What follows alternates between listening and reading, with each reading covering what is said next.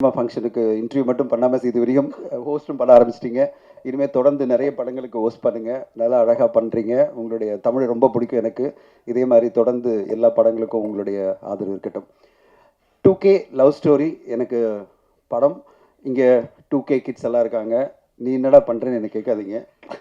2K kids 90 kids எல்லாம் இருக்காங்கப்பா. ஆண்டனி பாக்யரா சொல்கிற மாதிரி நான் அந்த அந்த 2K கிட்ஸு 90 கிட்ஸை தாண்டி கொஞ்சம் முன்னாடி கிட்டு. ஆனாலும் என்ன மாதிரி அந்த 2K கிட்ஸ் 90s கிட்ட தாண்டி இருக்கிற வயசாக இருந்தாலும் அந்த ஒரு கான்செப்ட் ரொம்ப பிரமாதமாக சுசி சார் பண்ணியிருந்தார். எனக்கு இந்த படத்தை பற்றி அறிமுகம் வந்து ஜெகவீர் எனக்கு காமிச்சிட்டே இருந்தார். ஒரு மெசேஜ் போட்டிருந்தார், சார் இந்த மாதிரி ஒரு படம் வருது அப்படின்னு சொல்லிட்டு. நான் அப்போ பார்க்கும்போது நல்லா இருக்கே, சுசி சார் என்ன பண்ணுறாரு இந்த படம் அப்படின்னு நினச்சிருந்தார். அப்புறம் திடீர்னு ஒரு நாள் எனக்கு சுசி சார் கால் பண்ணிவிட்டு, சார் நீங்கள் இந்த படம் பார்க்குறீங்களா அப்படின்னாரு. கண்டிப்பாக சார் அப்படின்னு சொல்லிட்டு நான் போனேன். அதில் அந்த படம் பார்க்கும்போது ஹீரோயினும் இருந்தாங்க. அவங்க அம்மாவோட வந்திருந்தாங்க. படம் பார்க்கும்போது எனக்கு ரொம்ப நாங்கள் ஒரு 4-5 பேர் தான் படம் பார்த்தோம். எனக்கு உண்மையிலே பிரமிப்பாக இருந்தது. சுசி சாரனுடைய அந்த அண்டர்ஸ்டாண்டிங் ஆஃப் 2K கிட்ஸ், இந்த காலகட்ட மாடர்ன் யங் கிட்ஸ் என்ன நினைக்கிறாங்க, எப்படி வாழறாங்க, நம்ம பேரண்ட்ஸாக நம்ம எப்படி நினைக்கிறோம், நம்ம கிட்ஸை வந்து எப்படி நினைக்கிறோம், ஃப்ரெண்ட்ஷிப்பை எப்படி கன்ஃபியூஸ் பண்ணிக்கிறோம், லவ்வை எப்படி கன்ஃபியூஸ் பண்ணிக்கிறோம், நம்ம கிட்ஸை எப்படி சாதாரணமாக புரிஞ்சிக்காம அவங்க பேரில் பல மிஸ் அண்டர்ஸ்டாண்டிங்கில் இன்றைக்கி பல வீடுகளில் பிரச்சனைகள் இருக்குது. அதெல்லாம் தாண்டி ஒரு அருமையான ஒரு புரிதலோட ஒரு பிரமாதமான கான்செப்ட் வந்து பார்த்து முடித்தோடனே நான், என்னுடைய மனைவி, என்னுடைய நண்பர் 3 பேர் நாங்கள் பார்த்தோம். எங்களுக்கு ரொம்ப பெருமையாக இருந்தது சுசி சந்திரன் சாரை பார்த்து. ஏன்னா அவர் வந்து நான் முதல்ல அவருடைய படத்தில் தான் என்னுடைய ஒரு படம் நாங்கள் அக்வயர் பண்ண வேண்டிய படம் வந்து வெண்ணிலா கபடி குழு. நிறைய பேருக்கு தெரியாது. அந்த ப்ரொடியூசர் எங்கிட்ட வந்து அந்த படம் முடித்த உடனே எங்கிட்ட காமிச்சார். சொன்னார், இந்த மாதிரி நாங்கள் படம் பண்ணுறோம் சார், நீங்கள் வெண்ணிலா கபடி குழு. அப்போ நான் ஒரு கார்பரேட் கம்பெனியில் சிஇஓ இருக்கும்போது எங்கிட்ட இது பண்ணார். அப்போ நாங்கள் உட்காந்து பேசியிருந்தோம். ஒரு அமௌண்ட்டு கரெக்டாக செட் ஆகலை. அன்னிலேருந்து நான் சுசீந்திர சாரை மிஸ் பண்ணிகிட்டே இருந்தேன். இந்த படம் பார்த்தோன்னே சுசீந்திர சார் கண்டிப்பாக மிஸ் பண்ணக்கூடாதுன்னு நினச்சேன். ஏன்னா தமிழ் சினிமா கொண்டாடப்பட வேண்டிய ஒரு மாபெரும் இயக்குனர். பல வெற்றி படங்கள், பல நடிகர்கள். நீங்கள் வந்து ஒரு விஷ்ணு விஷால், ஒரு சூரி, ஒரு அருள்தாஸ் சார் அப்படின்னு பல நடிகர்கள் இன்றைக்கி இங்கே இருக்கிற ஜெகவீர் அண்டு பல பேர், மீனாட்சின்னு பல பேர் அறிமுகப்படுத்தினார். அவருடைய அறிமுகத்தில் இன்றைக்கி பல பேர் பெரிய லெவலில் இருக்காங்க. அப்படிப்பட்ட ஒரு சிறந்த இயக்குனர், நம்மெல்லாம் கொண்டாடப்பட வேண்டிய ஒரு சிறந்த இயக்குனராக சுசீந்திரன் சாரை பார்க்குறேன். அவருக்கு இருக்க வேண்டிய இடம் மிக பெருசு. ஆனால் அதை பற்றியெல்லாம் கவலைப்படாமல் நான் தொடர்ந்து பயணிச்சுட்டே இருப்பேன். ரொம்ப அன்பாக, ரொம்ப இயல்பாக, யதார்த்தமாக பழகிற ஒரு மனிதர். அதுதான் எனக்கு ஆச்சரியமாக இருக்கும். ரொம்ப யதார்த்தமாக. நடுவில் நாங்கள் வந்து ஒரு அசோசியேஷனில் ஒரு சின்ன ஒரு இஷ்யூ இருக்கும்போது ஒரு கம்ப்ளைண்ட் ஒன்று சொன்னாங்கன்னு சொல்லிட்டு நான் கூப்பிட்டேன். ஆஃபீஸ்க்கு வரேன் சார் அப்படின்னாரு. நேராக ஆஃபீஸ்க்கே, எங்கள் ஆஃபீஸ்க்கு வந்துட்டு சொல்லுங்கள் சார் அப்படின்னாரு. சார் இது மாதிரி ஒரு பிரச்சனை இருக்குது அப்படின்னா, சால்வ் பண்ணிடலாம் சார், சொல்லுங்கள், நீங்கள் சொல்லுங்கள் அப்படின்னு சொல்லி உடனே அதை சால்வ் பண்ணி கொடுத்தாரு. எனக்கு என்னடா இதுமோ அவர்கிட்ட கேட்குறதுக்கு நான் தயங்கிட்டு இருந்தேன். இது எப்படி சால்வ் பண்ணுறதுன்னு நினைக்கும் போது ஜஸ்ட் லைக் தட் சால்வ் பண்ணிட்டு போனார். அவ்வளோ இயல்பாக ஒரு நல்ல புரிதலோடு சிறப்பான படைப்புகள் வரணுன்றதுக்காக மட்டுமே உழைச்சிட்டு இருக்கிற ஒரு சிறந்த இயக்குனர். அவருக்கு இந்த படம் ஒரு மிகப்பெரிய வெற்றி படமாக அமையும்ன்றது எனக்கு பெரிய கான்ஃபிடென்ஸ் இந்த படத்தை பார்த்தோன்னே வந்தது. அப்போ தான் நான் வந்து சரி சார், இந்த படம் இந்த நேரத்தில் நான் ஒன்று பதிவு பண்ண விரும்புகிறேன். இத்தனை படங்கள் பண்ண பிறகு ஒரு தயாரிப்பாளரையோ இல்லை ஒரு படத்தை பார்க்குற வியாபாரி அப்படின்னு நினச்சிட்டிங்கன்னா ஒரு டிஸ்ட்ரிபியூட்டரையோ வேறு மாதிரி தான் ஒருத்தர் பார்ப்பாங்க. நான் படம் பார்த்து முடித்தோடனே ரொம்ப படம் எனக்கு பிடிச்சிருந்தது. ஆனால் எனக்கு செகண்ட் ஹாஃபில் ஒரு 10 நிமிஷம் எடிட் பண்ணால் நல்லாயிருக்கும் அப்படின்னு எனக்கு தோணுச்சு. ஏன்னா நம்ம எல்லாருமே படம் பார்த்து முடித்தோடனே ஒரு தோணும் இந்த மாதிரி ஒரு சில விஷயங்கள்லாம். நான் எப்படி சொல்கிறதுன்னு தெரியாமல், இது படம் நல்லா இருக்குது, பட் ஆனால் அதை எடிட் பண்ணாமல் நம்ம இதில் போய் இன்வால்வ் பண்ண வேணாம் அப்படின்னு நான் நினச்சிட்டு இருந்து நான் என்ன பண்ணேன், காரில் ஏறி உட்கார்ந்தோடனே சார் கால் பண்ணார். நான் வந்து ப்ரொடியூசர்கிட்ட மட்டும் நான் சொன்னேன், எனக்கு சில விஷயந்தான் பிரச்சனையாக இருக்குது, அதர்வைஸ் படம் சூப்பராக இருக்குது, இது எப்படி சொல்கிறதுன்னு தெரியல. ஏன்னா அவ்வளோ பெரிய இயக்குனர், அவர்கிட்ட போய் நான் சொல்லி அவர் என்ன தப்பாக மிஸ் அண்டர்ஸ்டாண்ட் பண்ணிக்கூடாது அப்படின்னு சொல்லிட்டு தப்பாக புரிஞ்சிக்கூடாது நான் சொல்லிகிட்டே இருக்கேன். கால் பண்ணார். நான் சொன்னேன், சார் படம் சூப்பராக இருக்குது, ஒரே ஒரு விஷயந்தான் எனக்கு இந்த செகண்ட் ஹாஃபில் அப்படி. சார் தெரியும் சார், அந்த செகண்ட் ஹாஃபில் அந்த ப்ராப்ளம்லாம் தெரியும், நானே எடிட் பண்ணிட்டேன் சார். நீங்கள் பார்த்த படத்தில் இருக்கிற ஒரு 10 நிமிஷம் இந்த போர்ஷன்லாம் நான் என்னென்ன போர்ஷன் சொல்ல ஆரம்பிச்சனோ அதை அப்படியே சொன்னார். இதெல்லாம் நான் எடிட் பண்ணிட்டேன் சார், இப்போ வந்து படம் கிறிஸ்பாக வந்திருக்கு, நீங்கள் திருப்பி பாருங்கள், நான் வந்து அந்த செகண்ட் ஹாஃப் மட்டும் நான் உங்களுக்கு திருப்பி காமிக்கிறேன் அப்படின்னு சொன்னார்.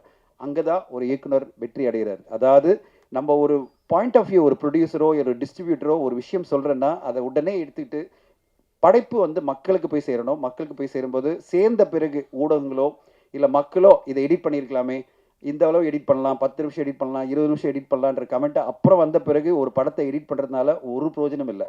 சமீபத்தில் வந்த பல படங்கள் இது நடந்தது. படம் வெளியான பிறகு 10 நிமிஷம் எடிட் பண்ணுறேன், 20 நிமிஷம் எடிட் பண்ணுறேன், எந்த யூஸும் கிடையாது. ஏன்னா அதுக்குள்ளே மக்கள் அந்த படத்தை பற்றியான ஒரு பார்வையை, அந்த ஒப்பீனியனை ஆல்ரெடி எஸ்டாப்ளிஷ் பண்ணிடுறாங்க. ஆனால் நம்முடைய இயக்குனர் அவர் சொன்ன உடனே சொன்னார், நான் பண்ணிட்டேன் சார், இதெல்லாம் பண்ணிட்டேன், எனக்கு லிஸ்ட் அமிச்சார். இதுதான் சார் நான் சொல்ல வந்தேன், நீங்களே பண்ணிட்டீங்க, ரொம்ப சூப்பர் சார், இப்போ நான் ரெடி, இந்த படத்தில் எப்படி நம்ம ட்ராவல் பண்ணலாம் சொல்லுங்கள் அப்படின்னு சொன்னேன். So Sudhindran sir, I hats off to you, really you are great. ஏன்னா என் படைப்பு, என் சீனு, நான் கிரியேட் பண்ணது எல்லாமே இருக்கும். நீ வந்து வாயை திறக்காத, இந்த படத்தை அப்படியே ரிலீஸ் பண்ணி என்கிட்ட நிறைய பேர் சொல்லியிருக்காங்க. இந்த படத்தை அப்படியே எடுத்து பண்ணுறதுன்னா பண்ணு, இல்லைன்னா பண்ணாதுன்னு சொல்லியிருக்காங்க.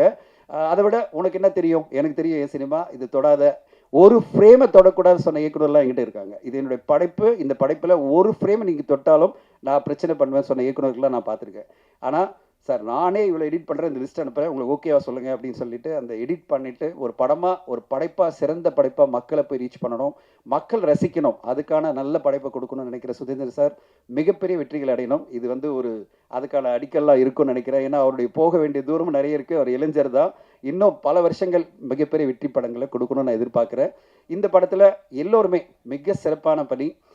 எனக்கு வந்து இமான் சாருடைய சாங்ஸ் எல்லாம் அவ்வளோ பிரமாதம், ரசிச்சுட்டு இருந்தேன் படம் பார்க்கும்போது. இமான் சார் ஒரு சாங்குமே நீங்கள் அவ்வளோ, எனக்கு ஒரு சின்ன டவுட் இருக்குது, உங்களுடைய லேபிளை லான்ச் பண்ணுறீங்கன்னு சொல்லிட்டு சூப்பர் டூப்பராக மியூசிக் கொடுத்துருக்கீங்கன்னு நினைக்கிறேன்.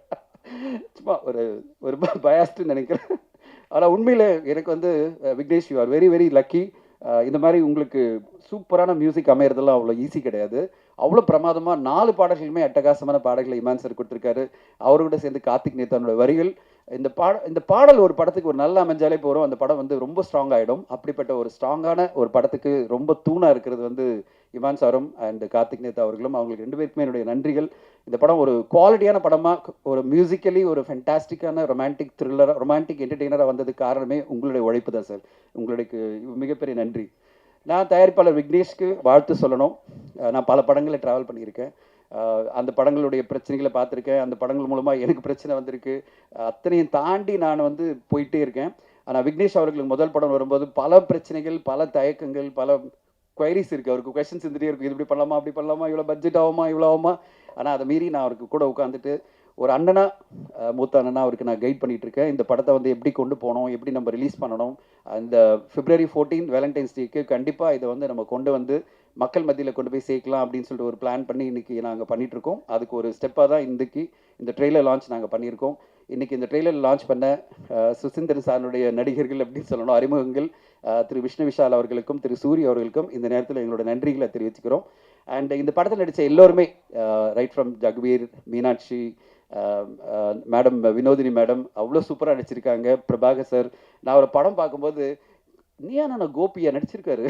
நான் அப்படியே பார்த்துட்டே இருந்தேன், நீயானா கோபியா யார்கிட்ட கேட்குறதுன்னு தெரியல, யாருக்குமே பக்கத்தில் இல்லை. நாங்கள் ஒரு 5-6 பேர் தான் பார்த்துருந்தோம்.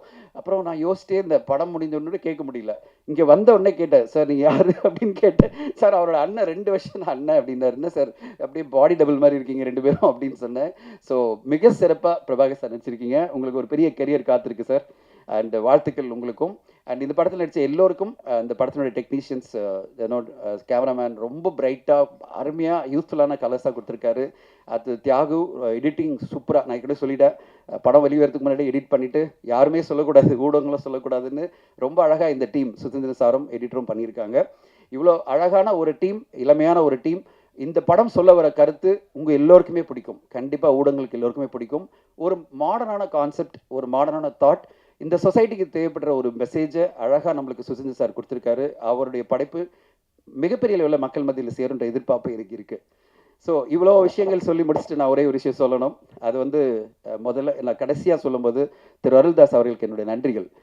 ஒரு மேடையில் நாகரிகம் எவ்வளோ முக்கியம், பாசிட்டிவிட்டி எவ்வளோ முக்கியம், ஒரு படைப்பை பற்றி பேசும்போது நம்ம எவ்வளோ அதாவது ஒரு அழகாக கருத்துக்களை சொல்லணுமே தவிர வல்கரான வார்த்தைகளோ, நம்ம பாடி உறுப்புகள் சம்மந்தப்பட்ட வார்த்தைகளோ, மற்றவங்களை காயப்படுத்துகிற வார்த்தைகளோ நம்ம எப்பவுமே சொல்லக்கூடாது. அடுத்தவங்களை வாடா போடா உட்கார்றா நில்டா அப்படின்னு சொல்கிறதுக்கு நம்மளுக்கு உரிமையே கிடையாது. பர்சனலாக நம்ம பேசலாம். மிஷ்கின், இயக்குனர் மிஷ்கின் அவர்கள் என்னுடைய மிகச்சிறந்த நண்பர். அவருடைய ஆஃபீஸ்க்கு போய் நான் நிறைய நேரம் உட்காந்து நிறைய பேசிகிட்டு இருப்பேன். பல முறை நான் கால் பண்ணி அவர்கிட்ட நான் சொல்லுவேன், சார் இது ஏன் சார் இப்படி பேசுகிறீங்க, இப்படி பேசாதீங்க அப்படின்னு நான் பர்சனலாக கால் பண்ணி நான் பேசிடுவேன். அருள்தாஸ் அவர்கள் அவ்வளோ போல்டாக ஓப்பனாக இங்கே வந்து பேசியிருக்காரு. அவருக்கு என்னுடைய நன்றிகள் சார். ஏன்னா ஊடகங்கள் பல பேர் வந்து சொல்ல முடியாமல் அவங்க வந்து இப்படிடா இப்படி பேசிட்டு இருக்கார் ஒருத்தர், இங்கே யாருமே சொல்ல மாட்டேன்றாங்களே அப்படின்னு நினைக்கும்போது அருள்தாஸ் அவர்கள் வந்து தைரியமாக நின்று, சார் இது தவறு, நான் கண்டிக்கிறேன்னு சொல்கிறேன் பார்த்தீங்களா, உங்களுடைய கட்ஸ்க்கு ஹேட்ஸ் ஆஃப். ஓகே, சொல்ல மாட்டாங்க நிறைய பேர், எல்லோரும் தயங்குவாங்க, எப்படியா வாய்ப்பு போயிடுமேன்னு. நீங்கள் அதை பற்றிலாம் கவலைப்படல, எனக்கு வாய்ப்பை பற்றி கவலை இல்லை, எனக்கு எது கரெக்டாக அதை சொல்லுவேன் அப்படின்னு நினச்சி வந்தீங்க பார்த்தீங்களா, உங்களுக்கு என்னுடைய வாழ்த்துக்கள். இப்போ நீ என்னடா சொல்ல போகிறேன் அப்படின்னு கேட்டிங்கன்னா நான் கண்டிப்பாக சொல்கிறேன். இவ்வளோ சினிமா துறையில் கிட்டத்தட்ட 20 வருஷம் நான் கடந்திருக்கேன். ஒரே ஒரு விஷயந்தான், கிறிஸ்டி சொன்ன மாதிரி நம்ம வாழ்க்கை ஃபுல்லாக பாசிட்டிவாக இருக்கணும், பேசுகிற வார்த்தைகள் பாசிட்டிவாக இருக்கணும், அன்பாக இருக்கணும், மற்றவங்களை காயப்படுத்தாத வார்த்தைகளாக இருக்கணும், மற்றவங்களை எந்த வகையிலும் முகம் சுளிக்காத வார்த்தைகளாக இருக்கணும். ஸோ அப்படிப்பட்ட வார்த்தைகளை நம்மளால் உபயோகப்படுத்த முடியலன்னா வாய முடிக்கணும். இதுதான் என்னுடைய பாலிசி. நான் வந்து எந்த இன்டர்வியூலேருந்தும் சரி, என்னை எப்படியாவது இழுத்து ஒரு கான்ட்ரவர்ஷியலான ஒரு விஷயம் சொல்லிட மாட்டானா அப்படின்னு பல பேர் என்னை இன்டர்வியூ பண்ணுவாங்க. முடியாது. நான் வார்த்தையில் ஒரு நெகட்டிவான விஷயத்தை கூட பாசிட்டிவாக சொல்லிகிட்டே இருப்பேன். ஏன்னா ரொம்ப ஈஸி பாசிட்டிவாக நெகட்டிவாக சொல்லி ஒருத்தரை காயப்படுத்துறது, ரொம்ப ஈஸி ஒருத்தரை அவமானமாக பேசுறது, ரொம்ப ஈஸி வந்து இந்த சமுதாயத்தையே கேவலமாக பேசுறது. ஆனால் ரொம்ப கஷ்டம் பாசிட்டிவாக பேசுறது. ஆனால் அதுதான் நல்ல விஷயம். பாசிட்டிவாக பேசணும், பாசிட்டிவாக நினைக்கணும். வாழ்க்கை என்பது ரொம்ப பாசிட்டிவாக இருக்கணும், அன்போடு இருக்கணும், எல்லோரையும் அன்பாக நேசிக்கணும் அப்படின்றத விட்டுட்டு நம்ம மேடை கிடைச்சதுன்னு சொல்லிட்டு சகட்டு மேனிக்கு மற்றவங்களை பேசுகிறதோ இல்லை சகட்டு மேனிக்கு வார்த்தைகளை யூஸ் பண்ணுறதோ, நாம் சொல்ல வர்றது கருத்தை வந்து நெகட்டிவான வார்த்தைகளும் மற்றவங்க முகம் சொல்லிக்கிற வார்த்தைகளும் யூஸ் பண்ணுறதும் என்னை பொறுத்தவரை ஏற்றுக்கொள்ளவே முடியாது. அது யார் பேசினாலும் அது தவறு தான் நான் சொல்லுவேன். கண்டிப்பாக அது தவறு. அப்படிப்பட்ட தவறுகளை வந்து யார் பேசினாலும் அதை மேடையில் இருக்கிறவங்களும் கேட்கணும். சார் இப்படி பேசாதீங்க, நிறுத்துங்க அப்படின்னு சொல்லணும். அப்படி இல்லாமல் எல்லோரும் ரசிச்சுட்டு இருக்கிறது எனக்கு வந்து கொஞ்சம் மனசு கஷ்டமாக இருந்தது. அதெல்லாம் ரசிக்கும் போது என்னடா இதை ரசிச்சுட்டு இருக்காங்க, அந்த நேரத்தில் எழுந்துன்னு போயிடணும். நான் ஒரு இயக்குனர் என்னுடைய நண்பருக்கு கால் பண்ணி கேட்டேன், சார் நீங்கள் மேடையில் இருந்தீங்க, அவர் பேசிகிட்டு இருக்காரு, நீங்கள் என்ன பண்ணீங்கன்னா எழுந்து வாக் அவுட் பண்ணிட்டேன் அப்படின்னாரு. நான் வாக் அவுட் பண்ணி போயிட்டேன் அப்படின்னாரு. சார் எனக்கு ரொம்ப கஷ்டமாக இருந்தது, நான் வாக் அவுட் பண்ணி போயிட்டேன்னு சொன்னார். அதை எல்லாருமே பண்ணியிருந்தால் தான் அப்படி பேசுகிறவங்களுக்கு அடுத்த கட்டமாக பேச இனிமேல் அந்த மாதிரி முயற்சி எடுக்க மாட்டாங்க, தைரியமாக வந்து பேச மாட்டாங்க. இந்த மாதிரிலாம் வந்து தவறுதான வார்த்தைகளை யூஸ் பண்ணி ஒரு மேடை, இது அற்புதமான மேடை, இந்த மேடையில் அப்படிப்பட்ட வார்த்தைகளை யூஸ் பண்ண மாட்டாங்க. அதுவும் பர்டிகுலராக எனக்கு ஆண் உறுப்புகளையும் பெண் உறுப்புகளையும் வச்சு பேசும்போதெல்லாம் எனக்கு அப்படியே பார்க்கும்போது எப்படி ஒரு மேடையில் போய் பப்ளிக்கில் இப்படி ஒருத்தர் பேசுகிறாருன்னு எனக்கு பகீர்னு ஆயிடுச்சு. அந்த வீடியோலாம் வரும்போது எப்படி ஒரு மனிதன் இப்படிலாம் பேச முடியும் அப்படின்னு. ஆனால் அந்த நேரத்தில் இந்த நேரத்தில் ஒன்றே ஒன்று சொல்லிக்கணும். அந்த என்டையர் இன்டர்வியூ அந்த பேச்சை நான் பார்த்தேன். 32 நிமிஷம் அவர் பேசுனதில் ஒரு 4 நிமிஷம் தவிர 28 நிமிஷம் அவ்வளோ சிறப்பான வார்த்தைகள் இருந்தது, சிறப்பான விஷயங்கள் இருந்தது, அவ்வளோ சிறப்பான கருத்துக்கள் இருந்தது.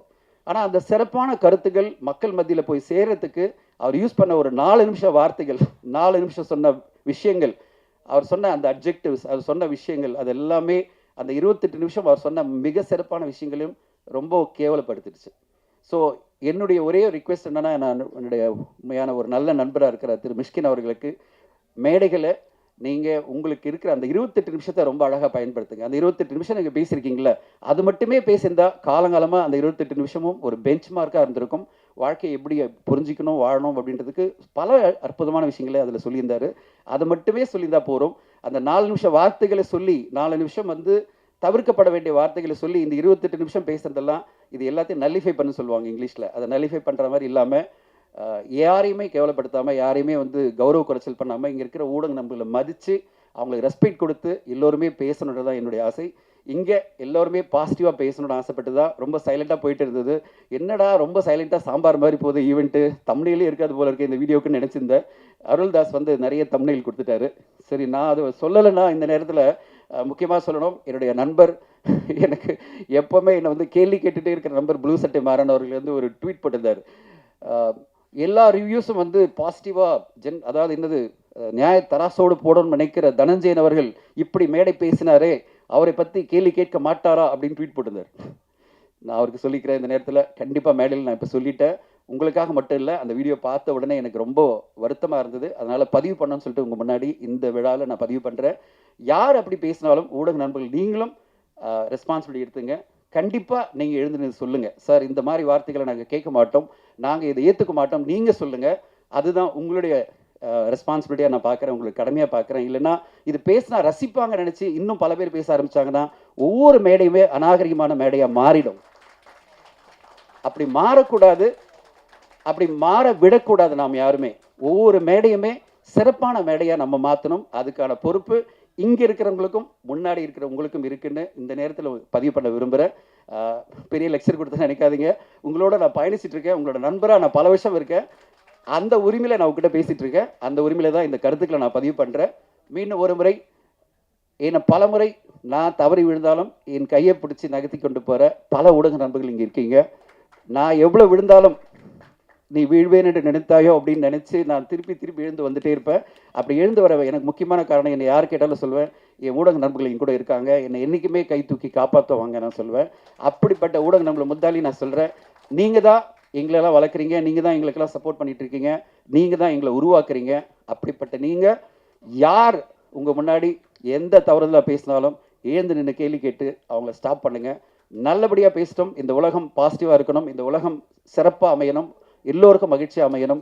2K லவ் ஸ்டோரி இந்த படம் மிக சிறந்த வெற்றி அடையணும். ஏன்னா இந்த குழு அவ்வளோ அற்புதமான உழைப்பு கொடுத்துருக்காங்க. அவங்களுக்கு ஒரு மிகப்பெரிய வெற்றி அடையணும். நீங்கள் படம் பார்த்த உடனே அப்படிப்பட்ட வெற்றியை உங்களுடைய ரிவ்யூ மூலமாக கொடுப்பீங்கன்னு எதிர்பார்க்குறோம். இந்த நேரத்தில் இந்த படத்தில் பயணிக்கிற டீம்ஸ் எம் சதீஷ்க்கும் என்டையர் குழுவுக்கும் நன்றி. அண்ட் ஒரு சிறப்பான படம் வேலண்டைன் டேஸ் அன்றைக்கி வரப்போகுது. சுசீந்திரன் சாருக்கும் விக்னேஷ்க்கும் சிட்டி லைட்ஸ் விக்னேஷ்க்கும் ஹோல் குழுவுக்கும் இவான் சாருக்கும் என்னுடைய மனமார்ந்த நன்றிகள். ஊடக நண்பர்கள் அனைவருக்கும் மீண்டும் ஒரு முறை நன்றியை தெரிவித்துக் கொள்கிறேன். Thank you so much.